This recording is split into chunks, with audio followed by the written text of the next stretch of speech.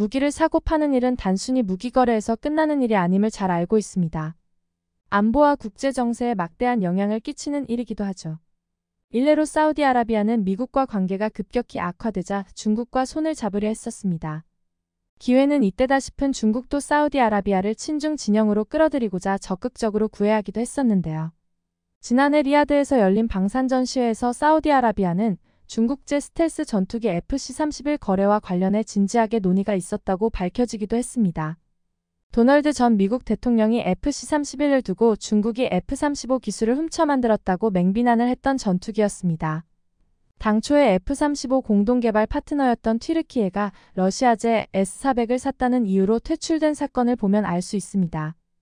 그런데 사우디아라비아는 한국 무기를 대량으로 수입하며 KF-21 프로젝트까지 인도네시아 대신 참여하고 싶다는 뜻을 밝히기도 했습니다. 한국 입장에서는 여간 반가운 일이 아닐 수 없습니다. 그동안 인도네시아는 분담금을 떼어먹고 관련된 일에서 골머리를 앓게 했었는데요. 사우디아라비아는 이런 인도네시아를 대신해 한국의 든든한 물주가 되어줄 것으로 기대케 했습니다. 하지만 다시 전해진 뜻밖의 소식은 충격을 주고 있습니다. 사우디아라비아가 KF-21의 경쟁 모델인 튀르키예 칸 전투기 개발에 합류할 것이라는 소식이었습니다. 무슨 일이 벌어지고 있는지 확인해 보겠습니다. 사우디아라비아는 5세대 스텔스 전투기 도입에 열을 올려왔습니다. F-35를 도입하고자 했으나 바이든 행정부와의 관계로 어렵게 되었습니다. 중국의 FC-31 도입을 검토하기도 했었습니다. 그러나 성능 미달로 포기할 수밖에 없었다고 하죠. 또한 튀르키예 칸 공동개발에 참여하려고도 했었지만 개발 가능성이 낮다고 판단했었다고 하는데요. 그러나 다시 급진전되고 있는 상황이었습니다. 지난 11일 튀르키예 국방부 장관은 사우디의 방문 소식을 대대적으로 보도했습니다. 자신들이 개발 중인 칸 전투기를 보기 위해 사우디 관계자들이 방문하였고 칸 개발 프로그램에 사우디가 참가할 수 있다고 발표했던 것이었습니다. 이 소식은 전 세계 방산 시장을 뒤집어 놓기에 충분했습니다. 이어 튀르키예 국방부는 현재 사우디를 포함한 여러 국가가 칸 전투기 개발 사업에 본격적으로 참여할 것이라고도 전했습니다. 뿐만 아니라 파키스탄과는 곧 참여 협정을 체결할 것이라고 밝히기도 했죠. 그리고 이번에 튀르키예를 방문한 사우디 관계자들이 칸 전투기의 시험 비행을 직접 보고 긍정적인 반응을 보였다고 이야기했습니다. 앞서 이야기한 것처럼 현재 사우디아라비아는 F-35를 대체할 수 있는 전투기를 구하기 위해 한국을 포함한 여러 국가와 접촉하며 고군분투하고 있습니다. 지난해 말 사우디는 KF-21뿐 아니라 영국, 이탈리아, 일본이 협력하여 진행하고 있는 6세대 전투기 개발 프로그램 GCAP에도 참여하고 싶다는 의사를 드러냈었습니다. 하지만 당시 일본이 판권이 복잡해진다는 이유로 사우디의 참여를 반대해 막혀 거절되었는데요. 일본의 반대로 GCAP가 사실상 물 건너가자 사우디는 튀르키예 칸으로 눈을 돌렸습니다.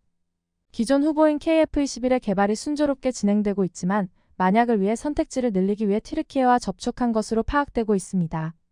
하지만 현재 상황으로 보았을 때 사우디아라비아가 이미 한 차례 개발 가능성이 낮다고 판단했던 성공이 불확실하고 불안 요소가 많은 칸에 선뜻 투자하지 않을 것이라는 여론이 형성되고 있습니다. 최근 2차 시험 비행을 거치고 칸 시제기의 구체적인 구조가 공개되었습니다. 그러자 전 세계 군사 전문가들은 어떤 설계와 구조를 가지고 어느 정도의 성능을 가졌을지 분석하는 데 열을 올리고 있었습니다. 이에 F-35에 맞먹는 전투기가 될 거라는 긍정적인 전망도 일부 존재하지만 많은 전문가들이 칸을 의심어린 시선으로 바라보고 있다는 분석입니다. 이번 사우디아라비아의 방문으로 이는 더욱 명확해졌습니다. 칸의 황당한 구조를 파악할 수 있었다고 합니다. 전문가들은 사우디아라비아의 이번 방문 때 양국 관계자들이 칸 시제기 앞에 모여서 찍은 사진 한 장에 주목할 수밖에 없었습니다. 사진을 보면 칸의 캐노피가 앞쪽으로 연결되어 뒤에서 열리는 구조인 것을 확인할 수 있습니다. 하지만 이는 일반적인 캐노피 설계 방식과는 다름을 알 수 있습니다. 오늘날 대부분의 전투기는 조종사의 안전을 위해 F-16이나 KF-21처럼 캐노피를 뒤로 여닫는 구조를 가지고 있습니다. 조종사가 비상탈출을 시도하면 캐노피 연결부에 설치된 화약이 터지며 캐노피를 통째로 날려버립니다. 이때 캐노피의 경첩이 뒤쪽에 있기 때문에 캐노피가 자연스럽게 뒤쪽을 향해 날아가게 됩니다. 비행 시 공기 저항으로 인해 분리된 캐노피가 빠르게 뒤로 날아가야 조종사가 부딪히지 않고 안전하게 탈출이 가능하기 때문입니다. 하지만 칸처럼 힌지가 앞쪽에 있고 뒤로 열리는 구조는 일반적인 방식을 사용할 수가 없습니다. 아니면 캐노피에 도폭선을 설치해 통째로 폭파시켜 날려버리는 방식으로 탈출할 수 있습니다.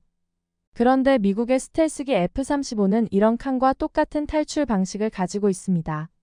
하지만 F-35는 이런 구조로 만들어야 할 이유가 있었습니다. F-35는 미 육해공군을 위한 여러 모델이 만들어졌는데요. 그중 미 해병대 버전인 F-35B형은 수직 이착륙을 위해 캐노피 바로 뒤쪽에 리프트 팬이 들어있습니다. 이 때문에 경첩 구조를 박아 넣을 공간적 여유가 없어 힌지를 앞으로 달았고 나머지 모델들도 정비 소요를 통일하기 위해 같은 캐노피 구조를 가지게 된 것이라고 하죠. 하지만 칸에는 F-35처럼 리프트 팬이 장착된 것도 아니기에 도대체 왜 이런 구조를 가지게 되었는지 의아스러울 수밖에 없었습니다. 전후 사정없이 무작정 F-35가 이렇게 만들었으니 따라한 설계라고 생각이 들고 있습니다. 현재 군사 전문가들은 명확한 개발 철학이 없는 설계 구조 때문에 칸을 불신하고 있습니다. 또한 최근 공개된 칸의 사진들을 자세하게 살펴보면 레이더돔이 유독 독특한 모양을 하고 있는 걸 확인할 수 있는데요. F-22, F-35, KF-21 등 다른 전투기들과 직접 비교해보면 그 차이를 확실히 확인할 수 있습니다. 또한 레이더돔뿐 아니라 기체 후방 엔진 사이의 테일콘도 서구권 전투기와 명백히 다른 형태를 가지고 있음을 알 수 있죠. 전문가들은 이러한 구조가 러시아제 전투기를 닮아 있다고 분석하고 있습니다. 기수 형상과 가로로 넓은 형상, 돌출되어 있는 테일콘과 우뚝 솟은 캐노피까지 많은 부분에서 러시아 전투기와 매우 흡사하다고 이야기하고 있습니다. 실제로 칸을 세밀하게 살펴보면 F-22보다는 러시아의 5세대 전투기 수호이-57과 더욱더 닮아 있다는 것을 확인할 수 있습니다. 이에 전문가들은 칸 설계에 러시아 출신 엔지니어들이 참여했을 것으로 보고 있습니다. 더욱이 튀르키예는 러시아에서 S-400 방공체계까지 도입하며 군사협력을 이어왔었기에 그 신빙성을 높이고 있었죠. 서로 도움을 주고 받았다는 것이 이상한 일은 아니었지만 이는 칸 전투기의 심각한 결점으로 작용할 수 있는 문제였습니다. 장기화된 우크라이나 러시아 전쟁으로 인해 러시아제 무기와 군사 기술의 불신감은 날이 갈수록 높아지고 있습니다. 이 불신감에 기존의 러시아제 무기를 운용하던 국가들은 러시아제를 퇴역시키고 나토 표준 규격에 맞는 장비들로 갈아타고 있는 시점입니다. 이런 시점에 튀르키예는 러시아의 수호이-57을 따라한 전투기를 만들고 있는 것이었죠. 또한 사우디아라비아를 제외한 나머지 협력국에 대한 낮은 신뢰도도 칸의 신뢰도에 영향을 미치고 있었습니다. 현재 튀르키예는 파키스탄과 아제르바이잔, 우크라이나 등의 국가와 협력해 개발 비용과 기술을 분담하고 있습니다. 하지만 이 국가들은 장기적으로 안정적으로 협력을 이어갈 가능성이 적은 나라들이라는 것을 알 수 있습니다. 튀르키예 대통령 에르도안은 칸을 비롯해 여러 군사 프로젝트를 공격적으로 이행하고 있지만 최근 지방 선거에서 참패하며 정치적 입지가 흔들리고 있는데요. 이 또한 무시할 수 없는 영향입니다. 에르도안 대통령은 현재까지 칸을 비롯한 무기 개발 프로젝트에 물신양면으로 지원을 아끼지 않고 있지만 상황이 언제 급변할지 모르는 일입니다. 아직 어떤 엔진을 탑재할지도 정해지지 않은 상태입니다. 칸이 넘어야 할 산이 아직 많은 가운데에서도 향후 전투기 시장에서 KF-21과 경쟁기종으로 지목되고 있습니다. 한국의 KF-21이 빠르게 선점하기 위해서는 우리도 아직 할 일이 많은데요. 가장 중요한 일은 짐밖에 되지 않는 인도네시아를 대시한 파트너를 찾는 일입니다. 분담금 납부 지원뿐 아니라 기술 유출 등으로 우리에게 여전히 어려움만을 남기고 있는 인도네시아입니다. 급기야 인도네시아 측은 KF-21 분담금으로 당초 계약의 3분의 1 정도인 6천억 원 정도만 납부하겠다고 통보했죠. 이에 한국도 강력하게 맞대응할 수밖에 없었습니다. 분담금을 줄인 만큼 제공하는 기술을 줄이기로 했고 시제기 제공 여부도 재검토하겠다 선언했습니다. KF-21 양산을 코앞에 둔 시점에서 사실 인도네시아는 사업에 큰 영향이 없습니다. 우리는 전투기 엔진 역시 빠르게 국산화를 추진하며 5세대 전투기로 거듭나기 위해 전진하고 있습니다. 한화 에어로스페이스에서 첨단 전투기 엔진 개발 사업에 본격적으로 착수했음을 발표했습니다. 외신도 주목할 수밖에 없는 부분인데요.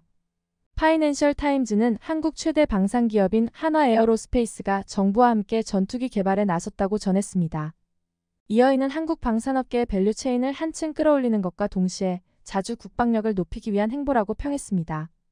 현재 전투기에 탑재할 수 있는 엔진을 생산할 수 있는 국가는 미국, 영국, 프랑스, 러시아, 우크라이나, 중국 등 6개 국가뿐입니다. 한국이 세계에서 7번째 전투기 엔진 생산국이 될 수 있다는 기대감이 한층 높아진 상황입니다.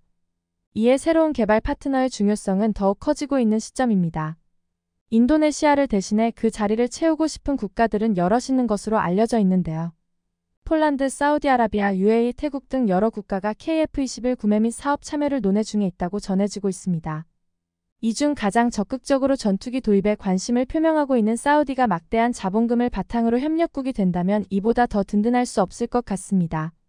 우리 한국과 사우디는 깊어지는 신뢰를 바탕으로 방산뿐 아니라 산업, 에너지 분야 등 폭넓게 관계를 확대하고 있죠. 사우디아라비아는 그동안 모든 무기를 미국을 비롯해 외국에서 사왔습니다. 하지만 추후 50% 국산화를 하겠다고 발표했었는데요. 세계 5위 수준의 국방비를 지출했지만 세계 군사력 순위는 파키스탄보다 못한 22위에 머물러 있습니다. 이에 반해 한국은 국방비 지출은 9위로 세계 군사력 순위는 5위인데요. 지출 규모와 군사력 순위의 균형이 이상적인 국가라고 할 수 있습니다. 이에 기술 이전과 공동 생산에 유연한 한국이 사우디가 바라는 이상향의 대안이 될 수 있다고 평가하고 있습니다. 우리도 더욱 비상하는 KF-21을 위해 인도네시아를 대신해 새로운 파트너가 필요한 만큼 사우디아라비아와 윈윈할 수 있는 전략을 모색할 수 있길 바라는 바입니다. 영상을 끝까지 시청해주셔서 감사합니다. 구독과 좋아요는 영상 제작에 큰 힘이 됩니다.